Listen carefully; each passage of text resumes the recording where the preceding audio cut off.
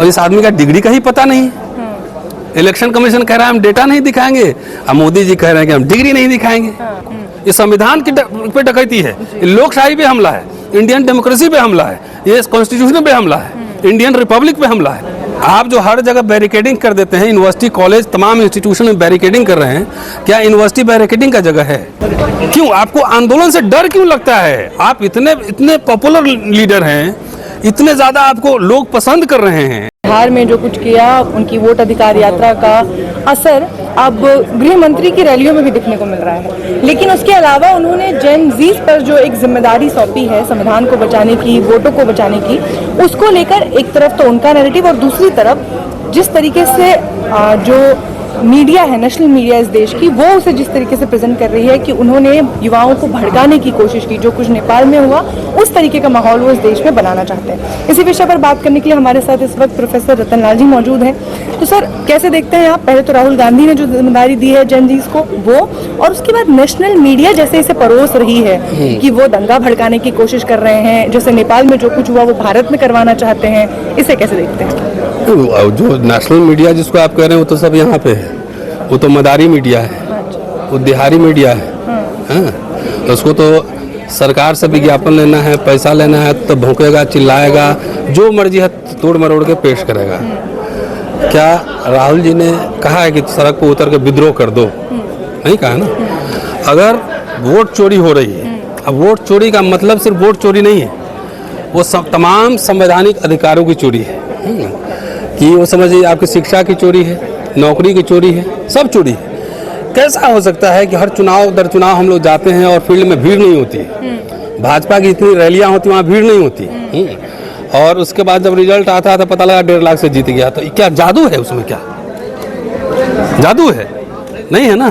तो इसका मतलब कहीं ना कहीं दाल नहीं, पूरे दाल ही काली है। और इलेक्शन कमीशन का जो रवैया है ना, वो एकदम बीजेपी का ऑफिस बन गया है, और बीजेपी का जो ऑफिस है दफ्तर, और सरकार का दफ्तर, वो इलेक्शन कमीशन का दफ्तर बन गया है।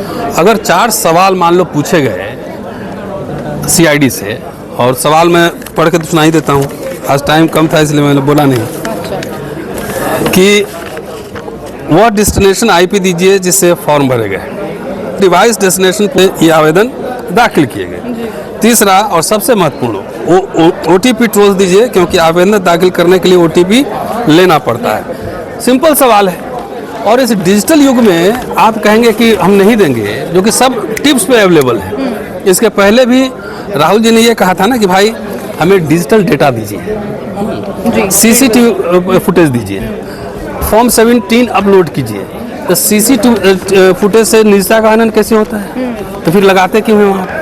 और उपराष्ट्रपति का चुनाव हुआ, उसमें लगा था कि नहीं लगा? तो चित भी मेरी और पट भी मेरी, कि ये जो पूरी सरकार बेईमानी पे टिकी हुई है।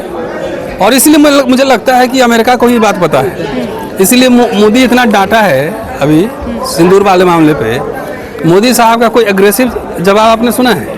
तो ऐसे डांट रहे थे, है गाइस जस्ट सिट डाउन, मैं तुम्हारी कंप्रोमाइज करवा रहा हूँ, ऐसे डांट रहा था। चुपचाप ये महासर्वशक्तिमान बलशाली प्रधानमंत्री से मुंह से आवाज नहीं निकल रही थी। और वही इंदिरा गांधी अमेरिका को ठेंगा दिखा के पाकिस्तान बांट दी और बांग्लादेश बना दी। तो ये कौन सा सर्वशक्तिमान है? इनको एक आदमी को बचाना है, वो है अडानी। अडानी को बचाने के लिए सारी लीलाएं हो रही हैं, और इस लीला में इलेक्शन कमीशन भी शामिल है। मैं ये कह रहा हूँ, जिस मोबाइल नंबर की बात हो रही है, वो मोबाइल नंबर कौन सा है, किस कंपनी का है, सिम कौन सी कंपनी का लगा है, ये भी लाइए, उसकी भी जांच होगी। क्योंकि वो कर्नाटक के सिम नहीं थे, बाहर के थे। और मान लो कि एक ही कंपनी का अगर सिम मिल जाता है सब में, एक ही कंपनी का, और सब पता ही है कि मोबाइल सिम कौन बना रहा है, कौन चला रहा है, तो उससे कनेक्शन पता लग जाएगा ना। मेरी बात समझे कि नहीं? जब मोबाइल एक ही कंपनी का, सिम एक ही कंपनी का, उसकी जब जांच होगी तो सारी साठगांठ जो है, जो पूंजीपति से और सरकार की और इलेक्शन कमीशन की साठगांठ है, वो तो स्पष्ट रूप से पता लग जाएगी। और उसमें डरने की क्या बात? अगर ये कहा जा रहा है युवाओं को, मैं भी कह रहा हूँ कि आप भाई, छात्र आंदोलन हुए कि नहीं जी? इस देश में हुए ना, 60s के दशक, दुनिया भर में हुए। यहाँ भी जयप्रकाश किस चीज से निकले थे? इमरजेंसी में तो पता नहीं क्या क्या बन के घूम रहे थे साहब, अपने चश्मा वश्मा लगा के, देखा मैंने फोटो, कुछ बना भी दिया हुआ कोई। लेकिन यहाँ आंदोलन करना संवैधानिक अधिकार है या नहीं है, पहले ये बताएं। ये तानाशाही है, ये राजशाही है, राजतंत्र है, बनाना रिपब्लिक है, सैनिक शासन है, क्या है? आप जो हर जगह बैरिकेडिंग कर देते हैं, यूनिवर्सिटी कॉलेज तमाम इंस्टीट्यूशन में बैरिकेडिंग कर रहे हैं, क्या यूनिवर्सिटी बैरिकेडिंग का जगह है? क्यों आपको आंदोलन से डर क्यों लगता है? आप इतने इतने पॉपुलर लीडर हैं, इतने ज्यादा आपको लोग पसंद कर रहे हैं। 24 करोड़ कितना 22 करोड़ वोट आए थे, कह रहे हैं कि 140 करोड़ के सम्राट, 140 करोड़ में कितने वोट आए थे? और उसमें से भी कितना हेरा फेर हुआ महाराष्ट्र में सबको पता ही है। महाराष्ट्र में कई इलेक्शन पिटीशन पड़े हुए हैं, ईवीएम का केस पड़ा हुआ है। तो कोर्ट में क्या होता है पता है ना? कोर्ट में तो भाई डेट पे डेट मिलता है।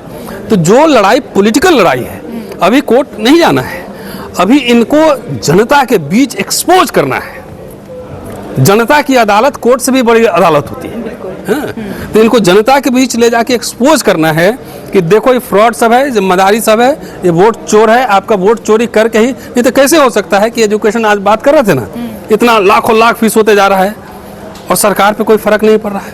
किसान 3 बिल ले आए, कोई लग रहा था कोई फर्क नहीं पड़ेगा। जीएसटी ले आए, नोटबंदी कर दिए, तो इनको लगता है जो मर्जी कर लेंगे, हमको लोगों से वोट ही नहीं लेना, चोरी करके सरकार बनानी है। तो इलेक्शन कमीशन लोगों को भड़का रहा है, राहुल गांधी नहीं। राहुल गांधी तो आह्वान कर रहे हैं कि अपने अधिकार की रक्षा के लिए, अपने शिक्षा, रोजगार, स्वास्थ्य, इसकी रक्षा के लिए जो वोट चोरी है उसके लिए आप आंदोलन कीजिए, आप बचाइए संविधान को। ये संविधान की पे डकैती है, लोकशाही पे हमला है, इंडियन डेमोक्रेसी पे हमला है, ये कॉन्स्टिट्यूशन पे हमला है, इंडियन रिपब्लिक पे हमला है। अब आपने शिक्षा का जिक्र किया, तो एक तरफ एनसीईआरटी से जहां सिलेबस हटाए जाने पर लगातार हम देख रहे हैं कि उस पर विवाद हो रहा है, वहीं दूसरी ओर अब स्कूलों में 2 अक्टूबर तक प्रधानमंत्री के बचपन पे बनी फिल्म दिखाई जाएगी। बच्चों को उनका जीवन संघर्ष, उनसे प्रेरणा देने के लिए बच्चों को दिखाया जा रहा है। कहाँ नेहरू और कहाँ मोदी? हाँ। लेकिन बच्चे देखेंगे तो मोदी का जीवन कोई बात नहीं है, डिजिटल वर्ल्ड है मैडम। मेरे से ज्यादा मोबाइल और कंप्यूटर मेरा बेटा जानता है, मेरी बेटी जानते हैं। मेरी बेटी स्कूल में पढ़ती है, वो हंसती है। ये इन्फिनिटी कॉम्प्लेक्स का सूचक है ना? आप डिलीवर कर नहीं पाए। एक सीरीज ऑफ स्कूल खोला आपने बच्चों के लिए, एक सरकारी स्कूल जैसे मान लिया नवोदय विद्यालय खुला या सेंट्रल स्कूल खुला, वैसा कोई फ्री ऑफ कॉस्ट एजुकेशन के लिए खुला, सब के लिए। ब्राह्मण भी पढ़ता, दलित भी पढ़ता, मुसलमान से तो आपको नफरत ही है, छोड़ दीजिए उसको। उसी के लिए ओबीसी कह के प्रधानमंत्री है, ओबीसी के लिए कुछ खोले आप। अरे कांग्रेस गवर्नमेंट ने तो ओबीसी को कम से कम सबसे बड़ा क्रांति किया कि एजुकेशन में रिजर्वेशन दे दिया, कांग्रेस ने दिया ना। ये तो ओबीसी कह रहे हैं, तो 11 साल हो गया प्रधानमंत्री बने हुए, ओबीसी कमीशन खोले, ओबीसी के लिए कॉलेज यूनिवर्सिटी खोला। एक भी public institution, public sector industry कुछ भी खोला कि बेचा? तो नेहरू से आप क्या कल्पना कर रहे हैं? जिस समय पाकिस्तान वहाँ पे सेना पे खर्चा कर रहा था, नेहरू यहाँ पे engineering college, medical college, university पे खर्च कर रहे थे, तभी ना वो 70 साल का कमाई है जो बेचा जा रहा है। ये आरएसएस बीजेपी का कमाई थोड़ी है जिसको बीजेपी और मोदी बेच रहे हैं। ये तो वही इंदिरा गांधी, नेहरू, राजीव गांधी जो बनाया था पब्लिक सेक्टर यूनिट, उसी को बेच रहे हैं। एक भी बता दीजिए ना, आप ही नाम बताइए, आप तो जर्नलिस्ट हैं, popular journalist. You tell me any institution, public institution, public enterprises खोला गया है 11 साल में? तो अपने फेलियर को छिपाने के लिए अब नेहरू तो ना चाचा नेहरू बोलते थे, इनको कोई काका मोदी बोल रहा है? बोले ये बताओ। मुझे नहीं पता है कि नेहरू जी अपना फिल्म बनवा के अपने जीवन काल में दिखवाए होंगे, नहीं। वो लोग लर्नेड आदमी थे यार, यूरोपियन लिबरलिज्म, सोशलिज्म, कहाँ कैम्ब्रिज से पढ़ के आया हुआ आदमी, और इस आदमी का डिग्री का ही पता नहीं। इलेक्शन कमीशन कह रहा है हम डेटा नहीं दिखाएंगे, अब मोदी जी कह रहे हैं कि हम डिग्री नहीं दिखाएंगे। दोनों में क्या कोर्ट ने मना किया? चीज हाल, अब क्या कहलवाएगा हमसे? किस किस तरह के डिसीजन आए हैं आप नहीं समझते हैं। तो मोदी जी आप, अच्छा कोर्ट से पहले तो आप दिखा देते ना। दिखाया तो था, कहाँ? अमित शाह ने, अरुण जेटली जी ने, वो सब फर्जी था। अच्छा। हाँ, दिखाइए। और यूनिवर्सिटी में कोई आपका दोस्त नहीं है। आप किरोड़ीमल कॉलेज में पढ़ी है ना, तो आप 20 साल बाद भी जाएंगे तो आपके 4 दोस्त मिल जाएंगे। एलुमनी मीट होता है ना, होता है, कोई बैचमेट होगा, कोई टीचर होगा, कोई प्रिंसिपल होगा, दोस्त होंगे, दुश्मन होंगे, कोई तो होगा। इनका एलुमनाई में दिल्ली यूनिवर्सिटी में नाम था, जाके पूछिए तो जरा सा। तो ये सब पूरा फर्जीवाड़ा है। इसलिए युवाओं जागो, अपने शिक्षा रोजगार के लिए जरूरत पड़े तो सड़क पे भी आओ, और वोट चोरों के खिलाफ तो संघर्ष जरूरी करना है। शुक्रिया।